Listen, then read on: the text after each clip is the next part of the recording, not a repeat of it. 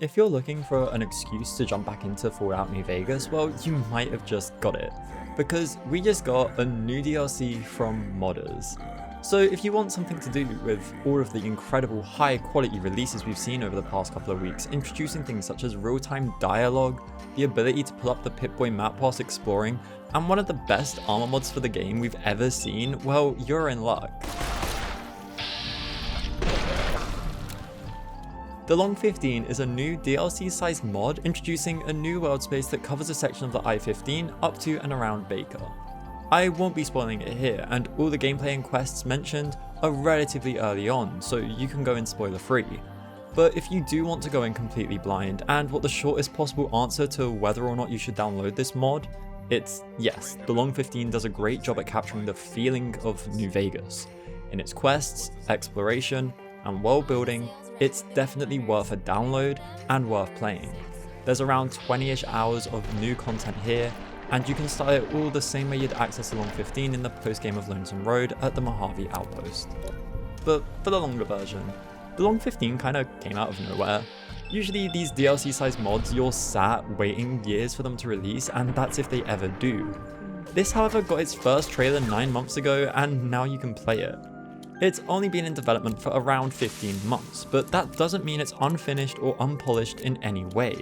I didn't encounter a single bug throughout the over 15 hours I've spent playing the mod. It feels just as complete as any other DLC for New Vegas, and does probably the best job one of these types of mods has when it comes to capturing the vibe and feeling you get when playing Fallout New Vegas. In the Mojave Outpost though, in these introductory moments of the mod, you'll quickly realise the sort of place it is that you're stepping into. The NCR has a government unlike the Mojave, and you can't travel the L15 without first speaking to Major Knight and having him document you. But on your way you'll be approached by Elias Turner, a Baker resident who's been stranded at the Mojave Outpost after the courier he sent to deliver his paperwork just kind of didn't. From here we can offer to help him and even pass a barter check to make him give us a total of 1,000 caps for helping him out. This is a really neat way of integrating what was some throwaway dialogue in the vanilla game with Major Knight that briefly touches on the NCR's governmental systems into an actual meaningful exchange.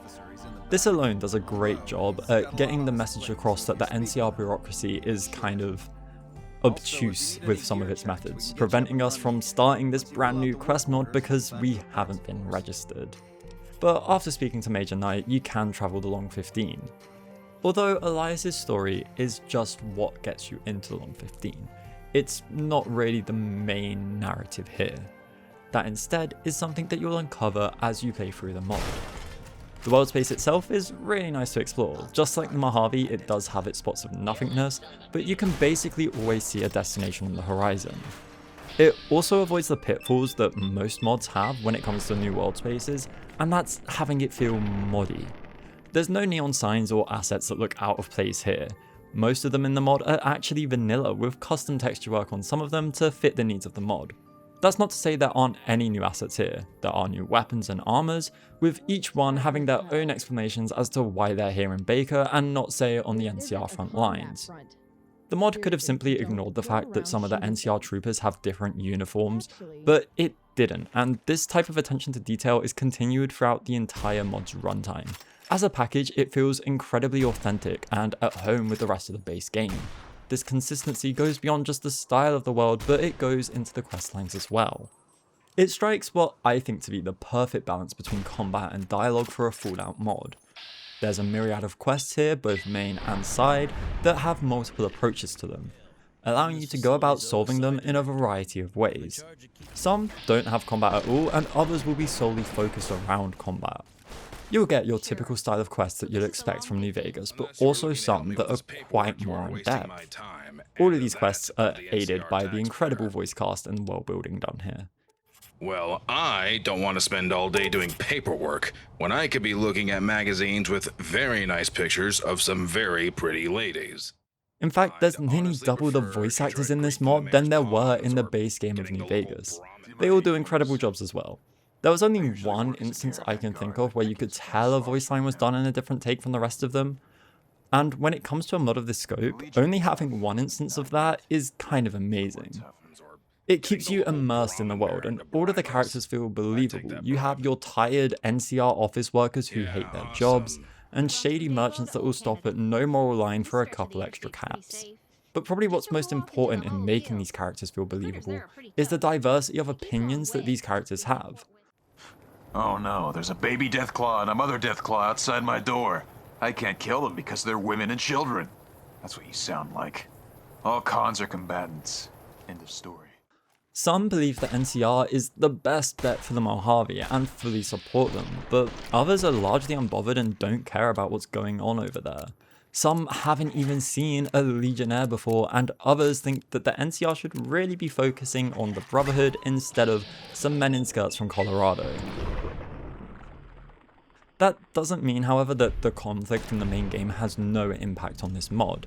Events have been set into motion following it, and the Long 15 is a key road connecting the rest of the NCR's lands to the Strip. It's an incredibly powerful route to be in control of, and we can see this power struggle go on amongst the major players in the region.